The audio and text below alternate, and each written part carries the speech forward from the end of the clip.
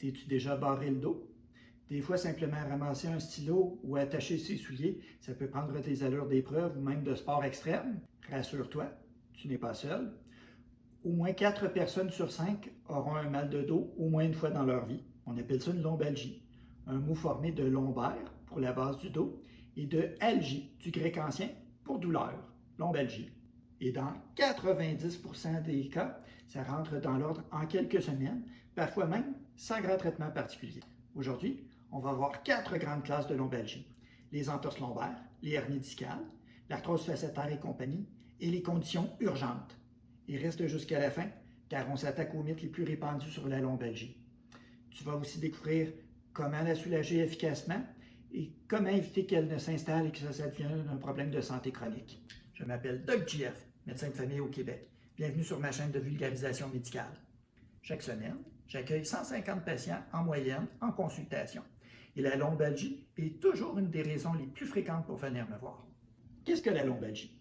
La lombalgie, c'est une douleur située dans le bas du dos, entre les dernières côtes et le haut du bassin. La cause la plus commune, c'est la lombalgie commune, aussi appelée entorse lombaire. Pas de lésion grave identifiée. Souvent, seulement un muscle qui est étiré ou irrité et qui est douloureux lors des mouvements. Pour se défendre, le muscle peut devenir spastique, autrement dit, raide à l'excès.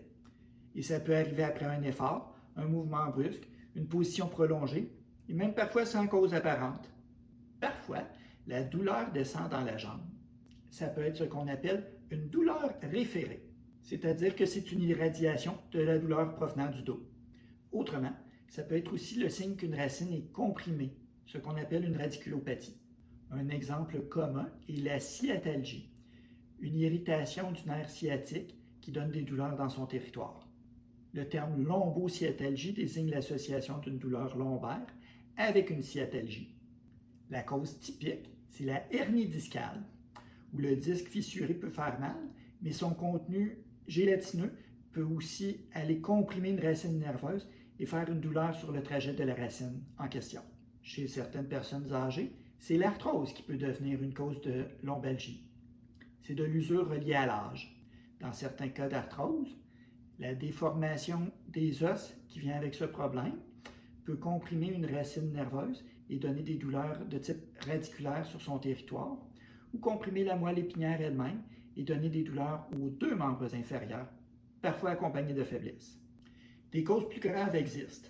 Quand consulter rapidement? Il y a ce qu'on appelle des signes d'alerte ou des drapeaux rouges. Si jamais c'est ton cas, consulte sans délai. D'abord, il y a la fièvre, qui peut signaler une infection des reins, c'est-à-dire une pyélonéphrite, ou un abcès épidural, c'est-à-dire un abcès autour d'une racine nerveuse. Ensuite, il y a l'incontinence pour les urines ou les selles, qui peut signaler une compression des fibres les plus inférieures de la moelle épinière, ce qu'on appelle le syndrome de la queue de cheval. En cas de perte de poids inexpliquée, de douleurs qui ne se corrigent pas au repos ou peu importe la position, ou d'antécédents de cancer, on peut suspecter un cancer ou une métastase au niveau d'une vertèbre lombaire. Je te le répète, si jamais tu as quelconque de ces signes, consulte sans attendre. Dans ces cas, on a besoin de passer un scan ou une résonance magnétique immédiatement. Si vous n'avez pas ces signes, pas besoin de passer d'IRM ou de scanner dans les premières semaines. L'OMS et plusieurs autorités de santé sont claires là-dessus. Mais pourquoi a-t-on mal? Un message clé aujourd'hui, c'est qu'avoir mal, ça ne signifie pas que quelque chose est cassé ou que bouger va empirer la situation. Notre système nerveux réagit parfois de manière excessive, comme une alarme un peu trop sensible. Une hernie discale, par exemple, ça peut être impressionnant sur un rapport d'imagerie. Mais au fil du temps, souvent l'inflammation se résorbe par elle-même et la hernie régresse. Le corps possède de puissants mécanismes de réparation. Souvent, il ne suffit que de lui donner un peu de mouvement et du temps pour qu'il fasse le travail de réparation. Alors, dans les premiers jours, comment agir? Le meilleur traitement, c'est de rester actif autant que possible. Si la douleur est intense, un peu de repos ou ralentir, mais pour un maximum de 24 à 48 heures. Et ce qu'on recommande le plus, c'est de changer souvent de position. Ensuite, on reprend progressivement les activités. Marcher, bouger dans des amplitudes qui restent confortables et s'étirer doucement. La chaleur, appliquée sur la zone lombaire, peut assouplir le muscle et procurer un soulagement momentané. En complément, un analgésique simple, comme l'acétaminophène, aussi appelé paracétamol, peut être indiqué pour soulager la douleur. Dans certains cas, un professionnel de la santé pourrait vous recommander un anti-inflammatoire. Et les médicaments plus forts, comme les opioïdes, on les évite dans la grande majorité des lombalgies, car ils comportent plus de risques que de bénéfices pour ce type de problème. Et comment éviter que ça devienne chronique?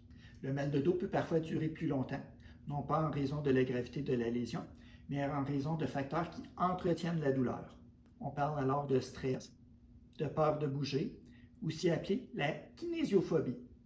Il faut absolument éviter d'avoir des pensées catastrophiques, du genre « si je bouge, je vais aggraver ma condition ». Ces facteurs de maintien doivent être pris en compte, tout comme la condition physique. L'OMS recommande une approche globale. Et il faut bouger, même un peu. Un physiothérapeute ou un kinésithérapeute peuvent aider et fournir un programme personnalisé. Ils peuvent aussi t'aider à comprendre la douleur pour la dédramatiser. Et il faut aussi bien prendre soin de son moral, car l'esprit et le corps travaillent ensemble. Et la chirurgie dans tout ça, elle est rarement nécessaire. On y pense seulement si la douleur reste insupportable malgré tout ou s'il y a des symptômes neurologiques sévères, comme l'incontinence dans le syndrome de la queue de cheval ou une faiblesse importante d'un membre inférieur. La plupart des hernies guérissent naturellement, même si ça peut parfois prendre plusieurs mois. Donc, je veux aussi m'attaquer au grand mythe concernant la lombalgie. Est-ce qu'il faut rester allongé jusqu'à temps que ça passe? C'est faux. Au contraire, on recommande de reprendre progressivement l'activité dès que possible. Est-ce qu'il faut absolument passer à une résonance magnétique lorsqu'on a mal au dos?